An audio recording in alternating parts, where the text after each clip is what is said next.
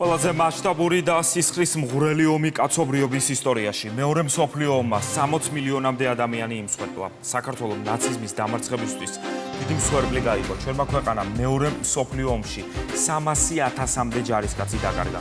ისინი, ვინც გადარჩნენ ფაშიზმზე გამარჯვების დღეს, ყოველწელს აღნიშნავენ. ზოგიერთი მათგანის ასაკი საუკუნეზე მეტია. ომში გამოვლილი დღეები და ფრონტზე გადახდენილი ისტორიები მათ მეხსიერებას სამუდამოდ შემორჩა. მეორე მსოფლიო ომის უხუცესი ვეტერანები. მარიამ შანშიაშვილის რეპორტაჟი.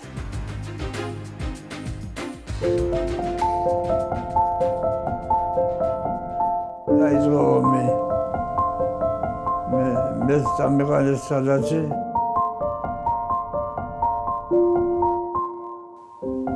ორში დაბადებული დღეების რანია 103 სავარაიდოსთან.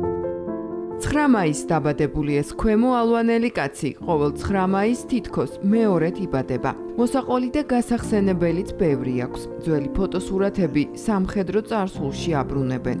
იმ მოგონებებთან და მოვლენებთან საუკუნის ნახევარზე მეტი რომ გავიდა და წლებთან ერთად მეხსიერებიდან მაინც ვერაფერმა წაშალა. რუსეთში გავხსენე სტანისლავის ოლქში. სტანისლავის ოლქი ამბობდნენ და რა ვიცი რა თითოეულ ერთეულ რაღაცას ვიცოდა რუსული. თოფი ხელში არ ამეღო, იგი წავედი და მე გვასწავლა. ჰიტლერი მომზადებული იყო საბრძოლო და თავდასხმისთვის. ის მომზადებული იყო იარაღით მეტი ჰქონდა, თვითმფრინავი ტექნიკა მეტი ჰქონდა ჩვენზე, მაგრამ ჩვენ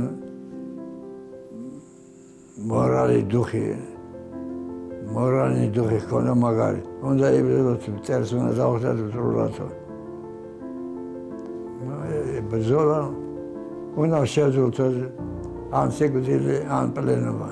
დიმიტრი ვეშაგურიძე დღემდე ეძებს ფრონტის ხაზელ მეგობრებს. მაშინ უგზო უკლოდ რომ დაიკარგნენ. მეორე მსოფლიო ომში მებრძოლი ქართველი თავად სიკვდილს გადაურჩა, მაგრამ ომმა სამუდამო იარებიც დაუტოვა. დაიჭრა და 3 თვე ფრონტზე საველე ჰოსპიტალში გაატარა. დავიჭრე სისხლი შემოდიოდა, თვალი სისხლით განავსვდა. საველე ჰოსპიტალში გადამიყვანეს. მარტო ძვალი გატეხა. კურსკი იყო ქალაქი რუსეთსა, იმავდროულად ვიძახი. 1-2-3 თვე. ტვინის შერყევა არ იყო. ტვინის საღი გადარჩა. დიდი ვაება იყო, დიდი ვაება. მოსახლეობა იყო დიდ გასაჭირში. არც ჭამა, არც ასასველი. ტყეებში ბალებოდნენ. სოფლებში, უპატრონო სახლებში ბალებოდნენ. სოფლიდან გადიოდნენ, რომ ბრძოლა თუ არ შეგიძლია. ფრონტზე ვერა გაგიყვანენ ვერავინ. უნდა შეგეძლოს ფიზიკური, უნდა შეგეძლოს პრაქტიკულად მასწავლი უნდა ქონდეს. მტერს უნდა აჯობო ხერხით. მეორე მსოფლიო ომის დასრულების შემდეგ სამხედრო სამსახური განაგრძო. უფროსი სერჟანტი იყო, 20 მეთაური. დღემდე ამაყობს, რომ ნაცისტური გერმანიის დამარცხების საქმეში წვლილი მასაც აქვს შეტანილი. 9 მაისით ცხოვრობს და ამ დღეს ყოველ წელს განსაკუთრებულად აღნიშნავს. ახლობად კიბები ახალგაზრდობა გამეხლავიძა შორიშორ არის მე. ომში, რომელმაც მილიონობით სამხედრო და მშვიდობიანი მოქალაქე იმსხვერპლა, იბრძოდა თეთრი წყაროს სოფელ პატარა თონეთიდან დიდ ფრონტზე წასული ვახტანგ ადამაშვილიც. 17 წლისაც არ იყო ქერჩში რომ წაიყვანეს. 12 შვილიანი ოჯახიდან. იქ პირველად ნახა სამხედრო აღჭურვილობაც და ჯარისკაცის ჩექმაც. 41 წამი ყვანა 17-ცა ვიყავი. ყოველწლი სხვარში ვიყავ, სკოლაში არ მივლია. ურაზაროდინო დასტალინო. რა გეცვათ? კალამანდი. რადგან ჯირითი კარგად იცოდა სოფელში დაბადებულსა და გაზრდილს, ფრონტზე ხშირად ცხენითაც უწევდა გადაადგილება. სროლა იცოდით? ფრონტზე რო წავიდა. ცოტა.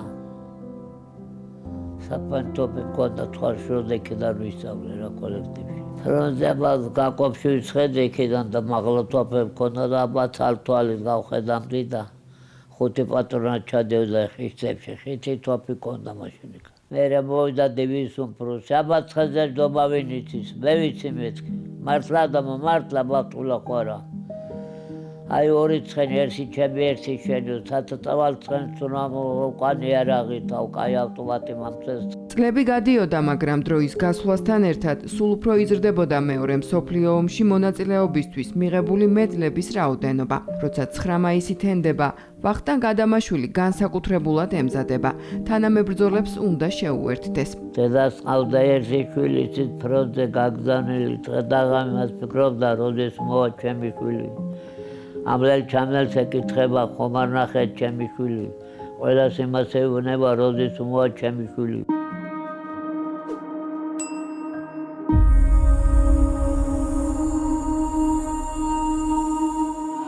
საქართველოდან 700,000 ადამიანი იბრძოდა, თუმცა შინ ნახევარზე მეტი ვეღარ დაბრუნდა. ჩვენმა ქვეყანამ მეორე მსოფლიო ომში 300,000-მდე ჯარისკაცი დაკარგა. ისინი, ვინც გადარჩნენ, ფაშიზმზე გამარჯვების დღეს ყოველ წელს აღნიშნავენ. უხუცესი ვეტერანები საქართველოს სხვადასხვა ქალაქში იკრიბებიან. მიდიან ისე, ვისაც როგორ შეუძლია, ზოგს გადაადგილება უჭირს და ახლობლებს მოჰყავთ. ზოგიერთი მათგანის ასაკი საუკუნეზე მეტს ითვლის. მათთან მიდიან და ულოცავენ ხელისუფლების წარმომადგენლები. ფოტოებს იღებენ ბავშვები.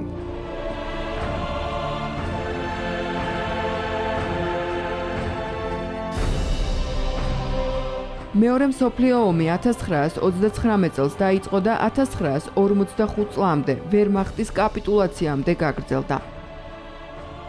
1945 წლის 8 მაისს გერმანიის მიერ კაპიტულაციის გამოცხადების შემდეგ მეორე მსოფლიო ომი დასრულდა. 9 მაისი კი ფაშიზმზე გამარჯვების დღედ გამოცხადდა. 1945 წლის 7 მაისს საფრანგეთის ქალაქ რეიმსში წითელაგურებიანი სკოლის შენობაში ცენტრალური ევროპის დროით 2 საათსა და 41 წუთზე გერმანელი გენერალი ალფრედ იოდლი გერმანიის შეერაღებული ძალების სახელით ხელს აწერს საერთო კაპიტულაციას მოკავშირეთა წინაშე. ომი დამთავრდა. დოკუმენტი, რომელიც ბერლინის კაპიტულაციას იუწყებოდა, 5 პუნქტისგან შედგებოდა. მას შეეწერა, რომ გერმანია მოკავშირეთა ძალებსა და სამხედრო სარდლობას ნებდებოდა. ეს ერთადერთი კაპიტულაციის აქტი არ არის, რომელიც გაფორმდა. სტალინის მოთხოვნით იდენტური შინაარსის კაპიტულაციას ხელმეორედ მოეწერა ხელი 8 მაისს ღამით ქალაქ ბერლინში, საბჭოელთა შტაბ-ბინაში.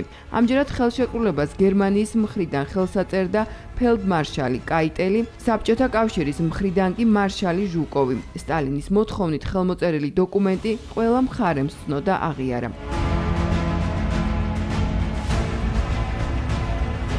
მეორე მსოფლიო ომი ყველაზე მასშტაბური და სისხლისმღვრელი კონფლიქტი იყო კაცობრიობის ისტორიაში. იმსხვერპლა 60 მილიონამდე ადამიანის სიცოცხლე, მათ შორის 20 მილიონამდე მშვიდობიანი მოსახლე იყო.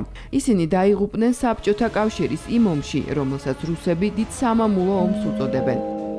ამ მოხუცებმა ომის ისტორიები 80 წლის წინ საკუთარი თვალით ნახეს. გამოიარეს და მათ მეხსიერებასაც იქ გატარებული დღეები, ღამეები სამუდამოდ შემორჩა.